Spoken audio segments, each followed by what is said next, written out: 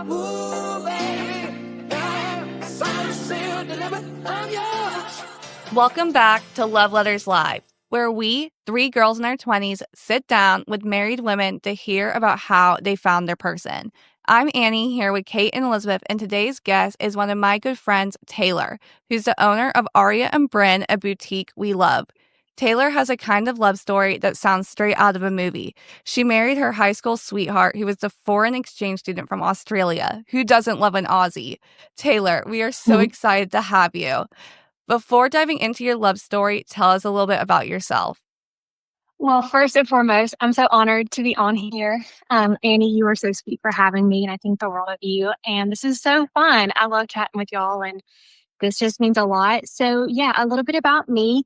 In 2011, I had open heart surgery during my freshman year of high school. And being a young woman with a new prominent scar, I really understood the importance of finding clothing that gave me a much needed boost of confidence, especially during that time of my life. So I vowed to myself to one day start a brand where women felt seen, loved, and supported. And here we are 6 years later with Aria and Bryn, which is really cool. You said that you had open heart surgery and you wanted to make sure that women felt comfortable in their clothing. But how did you get into the fashion world and start Aria and Bryn? What made you okay, I'm going to go and do this thing? Yeah, so I went to Wingate University, which is pretty close to my hometown near Waxhaw. And I studied communications with an emphasis in public relations. And I really enjoyed being able to storytell, and whether that was storytelling for myself or for brands or just for people and organizations in general. And I realized that I could possibly make a living out of something that I was passionate about. And so I actually started Aria and Bryn whenever I was still in college, which was really interesting. I was doing pop-up shops and then working on campus, and I did photography. So I was doing it all. So I realized that I could do something with the marketing and kind of communications background that I had, and just fell in love with it. No, and that is my dream. Ultimately, I want to start my own clothing store. I'm a communication major, but we're all social media minors, so we're all very interested in that. So Let's get to the fun stuff. So let's go back to high school. You met your husband when he was the foreign exchange student from Australia. How did that happen? How did you meet? Set the scene. Yeah, so Zach grew up in a very small town of about 5,000 people, 2 hours outside of Adelaide. So he's in South Australia at this time, and he's really obsessed with American culture and basketball and sports. And he had a foreign exchange program come to his high school to speak about coming to America. And so he knew that he wanted to do it, but I think he had to save up $17,000 or something to come on this program and to fund it all. So he worked at his local store there in his hometown, and he saved up. And what's really, really interesting is that he was supposed to be going to Brooklyn, New York for his exchange program. And then super last minute, his itinerary changed, and they sent him to my high school in Waxhaw, North Carolina. And I actually remember the day that he walked in. It was January. We had just come back from winter break. And he had on shorts and flip-flops and a hoodie. And I immediately turned to one of my friends and I was like, that boy is not from around here. And I just was very interested in him immediately. And that's so funny because living from being from Weddington, Weddington, Waxhaw, same place, that is not Brooklyn, New York. So it's a total complete 180. So I bet that was quite a shock to him. Definitely. It was. He said things were different, but we recently went back to his hometown, and it was beautiful because it was near the coast, but it definitely had a very small town feel. So it's he came from one small town to another small town. But he just ultimately ended up loving it here, and it's amazing. I'm happy that he's here. Me too. So did you hit it off right away? Did it take some time? How did you start talking to him in class? Was it at parties? Yeah, definitely. So Zach is about 5 months younger than me. So that put him in a different grade. So I was a senior and he was a junior. But it took some time before we got to talk since, like, he wasn't in any of my classes or anything. And we talked for the first time at a soccer game in like April of 2015. And then I ended up graduating high school in June. And then, like I said, since he's 5 months younger than me, he still had some time at the high school. So we reconnected in like August or September, whenever I was going to Wingate University, which is pretty local still to my hometown. And he was finishing up his program at the high school because he was supposed to leave in December of 2015. So we FaceTimed for hours every night, and we would hang out and kind of like go on dates and go to the mall. And I drive him and we go get new clothes, and he, want me to help him pick out his like wardrobe and stuff like that. So we just kind of like slowly but surely started hanging out. And were you guys dating at that time, or were you just like best friends, or did you have like a vibe going on where you knew you liked each other?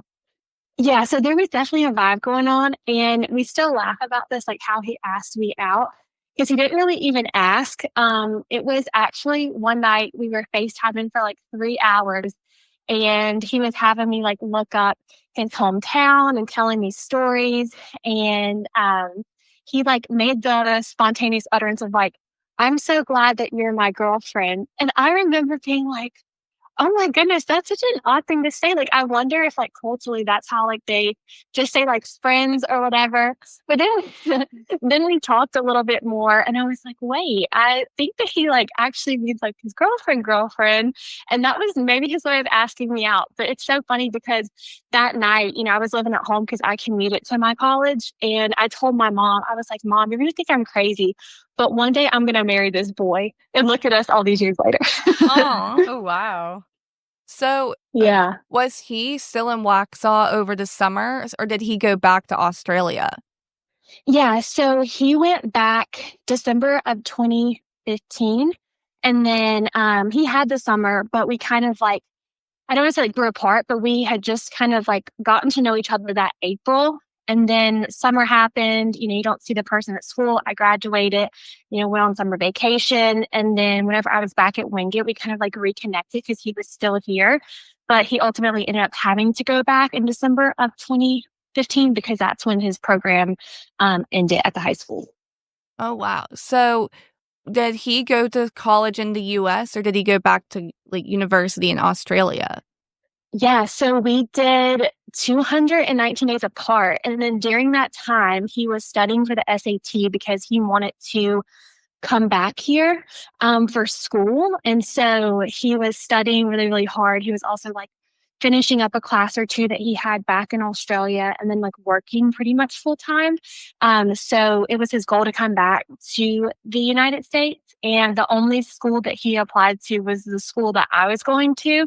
So we were just kind of like betting it all on him getting in, and he ultimately did get in. That's so exciting. So then you Yeah. did college together, and did he live on campus? Yeah, he was local. So we were always near each other and hanging out. So long distance can be tough. How did you stay connected during those 219 days apart? And what made you Yeah, feel like this is worth absolutely. it? Definitely. I knew that what we had was really rare and special, and I'm a firm believer that everything happens for a reason.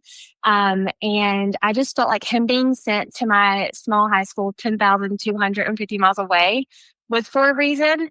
And, ultimately, during all of the distance, we knew going into it that the end goal was to be together again. So we really made it a priority to FaceTime every day, send care packages, like show up for birthdays, well, virtually show up for birthdays. But it's interesting because I do feel like some people were probably like, they've only really like known each other for like 3 or 4 months. And he's going off, back home. Like, what is this going to turn out like? Is it going to work? But I just, it just felt different from any relationship I've had in the past. And I was Zach's first girlfriend. So like it was extra special and extra sweet. And I just really felt like what we had was very rare. And so I just was like, we better just take the chance and see where it goes because what we have is really special. Aw, and what was the time difference between you guys when you were FaceTiming? Yeah, it was between like 13 and 15 hours, like 13 and a half, maybe like 15. And so I would be like waking up pretty early.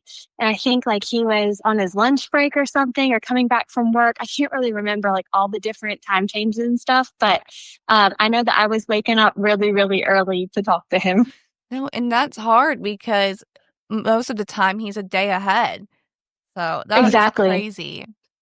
Yeah. So when did you realize that you guys were going to be getting married? He was your person. When did that really happen? When you guys got really, really serious? Yeah. So I think, he was showing up for me in ways from afar that really meant a lot to me. Like he would coordinate things with my parents and like, on little anniversaries or we would do like back then, like by the month. But now we're like, oh my gosh, we've been together for almost 10 years. We're like, we'll celebrate our wedding and maybe like our dating anniversary. But, he was doing a lot of things to show me his love from afar. And, just the conversations that we would have and just setting our intentions with each other about what we wanted the future to look like. And I just feel like he always and I always stay on like a very straight and narrow path to knowing that we were going to see each other again. And I think like he proved to me in a lot of his actions that he was committed to me and vice versa. So that's kind of when I knew. I feel like honestly, like the first time that we were talking, I kind of knew, but that probably sounds crazy to most people. They're like, oh, you just talked to him and you knew. But, as we were, separated by like oceans apart, I definitely felt closer to him in a sense than, ever before. So, how did the proposal happen? Like, did he ask the question in Australia or was it here in the US? Yeah, so he actually asked here in the States. I had met his family a few years before they had come back or they had come to the States, and we recently just finally got over to Australia for the first time. But so his parents were here for the second time, and they were here because he graduated from Lingy University. He actually graduated early. So they were here for his like December graduation, and it just so worked out that his family could be here. And Zach and I had previously been to Key West, Florida, and we loved it. It was so beautiful. He said it reminded him a lot of Australia. And so we decided to celebrate his graduation. We'd go there with his parents and my parents. And he asked me in a beautiful little beach as a sunset, and it was really perfect and very simple, but very us.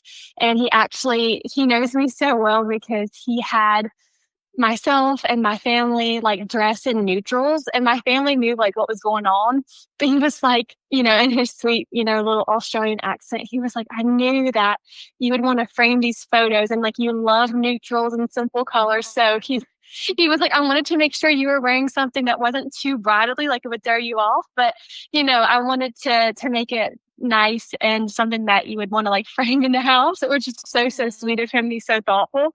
So we were all like wearing, taupe and brown and white. It was just very, very sweet. And I thought we were just going to be taking family photos. That's so sweet because usually like when people like know that there's a photo shoot happening, they know that the proposal's coming. So like I think it's so Yeah. nice and fun that you had no idea. Like I want to Yeah. He did a really good job. Yeah, he did good. I'm proud of him. Still to this day, we talk about it. He did good. And then how long were you guys engaged before you got married? So we got engaged in December of 2019, and then we got married in May of 2021. So that like right after we got engaged, excuse me, it was after it started COVID and all the stuff that happened with that. So it was really interesting trying to plan a wedding during, when things are shut down. So we had to have a little bit of a longer engagement just because the world was so hard at that time. I felt like extra hard, and just trying to find like vendors and make sure that we could actually like have all of our family here.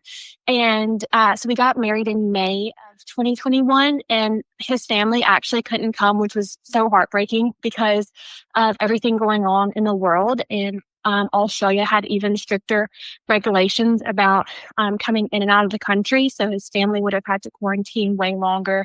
And with their jobs and trying to get off, it just literally was not possible. So we made sure to like honor them at the wedding and had a video and had like a surprise little message from like every member of his family. And I think there was not like a dry eye in the entire place. Everyone was crying. Yeah. Aw. Where was your wedding? Yeah. So it was at Morning Glory Farm in outside of Monroe. It was so beautiful. It's beautiful. Oh my gosh, I got my puppy from Morning Glory Farms. Really? Oh my gosh, I love them. They're so sweet. Oh my God, wait, that's crazy. I've heard Yeah. of it. It's beautiful down there. It's gorgeous. It's a perfect day. Zach is obviously a huge supporter of you because, like, I've met him when he comes to the Alpha Chi house. He is your number one fan. So Yeah. you have this amazing, loving relationship and also an amazing business. How do you, like, maintain the relationship? How do you, like, build the relationship while also build the business? Yeah. So, you know, being your own boss comes with a lot, and you feel kind of like, I don't know, like you're in a million different directions and you want to make everyone happy. But at the end of the day, like, you know, finding ways to prioritize your relationship is really the most important. And, you know, through the ups and downs that come with anything in life, but especially owning your own business, he's always like willing to listen and help me navigate any worries or issues.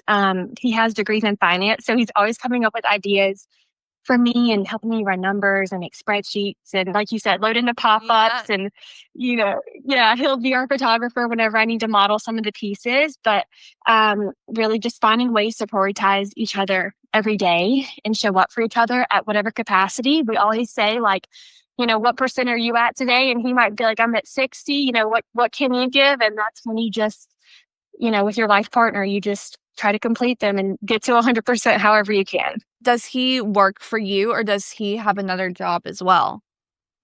So he's a financial analyst. So he went to Wingate for finance, and then he went to Queen's University for his master's program. So he is very good with numbers. He's very, very smart. So he works full time for a company that's local to Charlotte, and he gets to work remote. But then on the weekends and, you know, whenever he's off, he helps me with my business too. So it's really nice. No, and that you're lucky because I always say, like, I want to start my own business, but, like, when it comes to the finances, I'd be a lost hope. So the fact that you have that, I'm jealous. I know, he's amazing. He helps me, and he kind of like is my center of gravity. He like pulls me back down whenever I'm like, is this a crazy idea? He just keeps me very level, and I need that in my life. So that's really good. So our big thing for this whole podcast is, like, love, like, advice for love and timing for single girls in their 20s. So because so many of our listeners are 20, figuring out love, careers, and long-distance relationships can be really hard, but that's also a very common thing for 20-year-olds. Like, if you meet them in college, then you go back, like, home to, like, separate homes in the summer. Like, what is your advice that you would give to someone navigating love from far away? Yeah, absolutely. I think it's a really good question. I think it can work, but it takes work. And I think just like anything in life, whether that be a job or a friendship or a business venture, I think what you put in is a lot of the time what you get out, and not, you know, in every situation. You know, we have the situations where we feel like we give someone like our heart and it's like not reciprocated in the way that we'd want it to.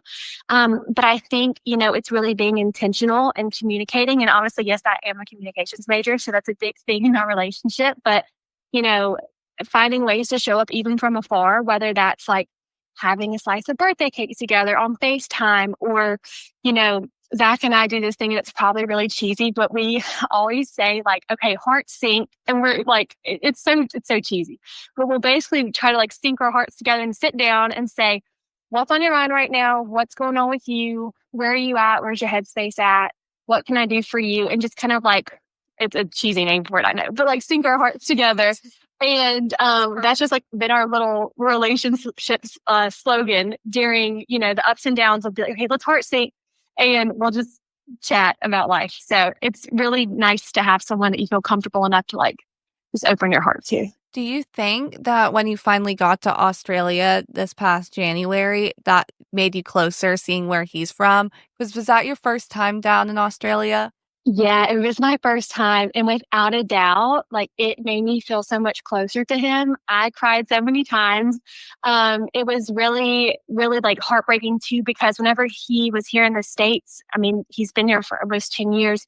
He lost all three of his living grandparents within a couple of weeks of each other and, couldn't get back because of COVID and it was a whole thing. And so we got to like kind of memorialize his family members, meet new family members that have come into the picture. I got to see where he came from, and it just made me so much prouder of him than I thought I could ever be. Just because seeing like what a young man, started off in this little small town and is now like doing such amazing things in his work and in his life. And it was just really cool to see. And it just made me love him even more. Do you think that he would ever go back? Like, or would you guys ever go and live in Australia for a little bit?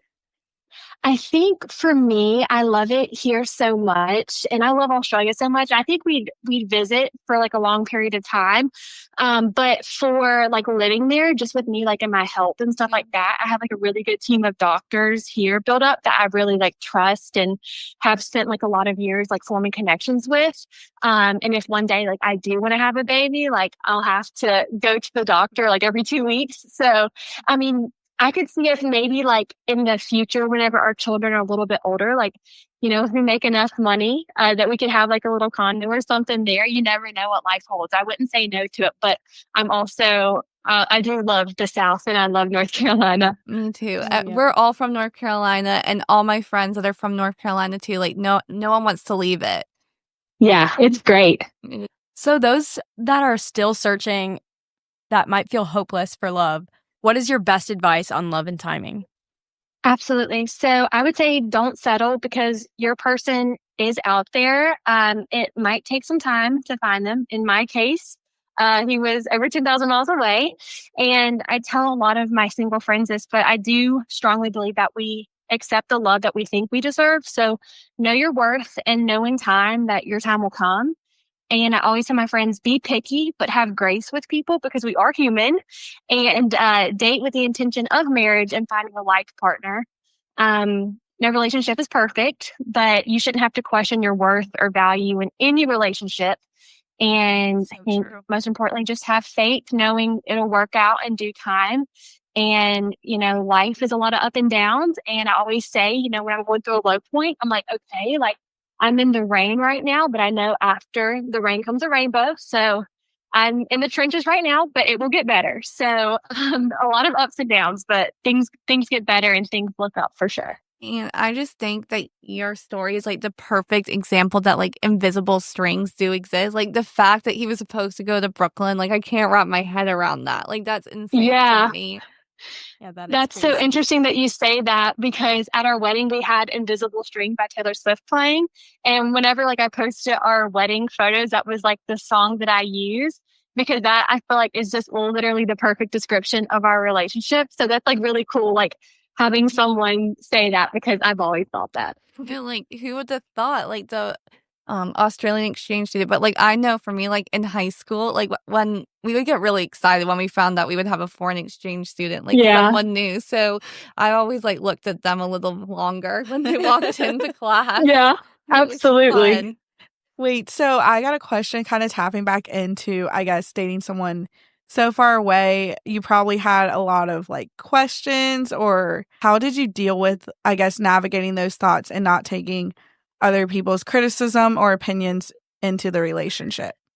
Definitely. So this is going to sound kind of harsh, but I feel like there are people giving input that I just don't know if I would take their like advice in general about things. And I was like, well, I mean, I understand maybe having thoughts or concerns, but like, and some people you feel like their heart's not in like the right place and they're just saying things to like almost breed insecurity in your mind or make you feel like less than or not worthy. I was kind of like, okay, let me take a step back and say like, what are the comments I'm focusing on and who are the people who actually care and who are willing to offer advice and who are people who are just like kind of being not helpful. And so I feel like sometimes the louder voices are the ones that are like the ones that, I don't know, kind of are mean. And that was very few and far between. But, you of course have people who are like, oh, that won't work out. But, we had all of our family was so supportive of it, and all of our close friends were also supportive of it. So that's really all that you need. Yes, that's perfect. And like I said, I think that you have the most amazing story. So this has been so much fun. I'm so excited that it worked out. This is one of my favorite episodes we've done. So before we go, where can people find you and shop at Aria and Bryn? Yes. Well, first and foremost, I'm so excited and so honored to have been thought of for this. Y'all are so sweet. And just our friendship, Annie, has been such a blessing to me. And like meeting these new friends through this is all just so wonderful. And I'm really proud of y'all. And like, I can't wait to see where this goes. But Thank you.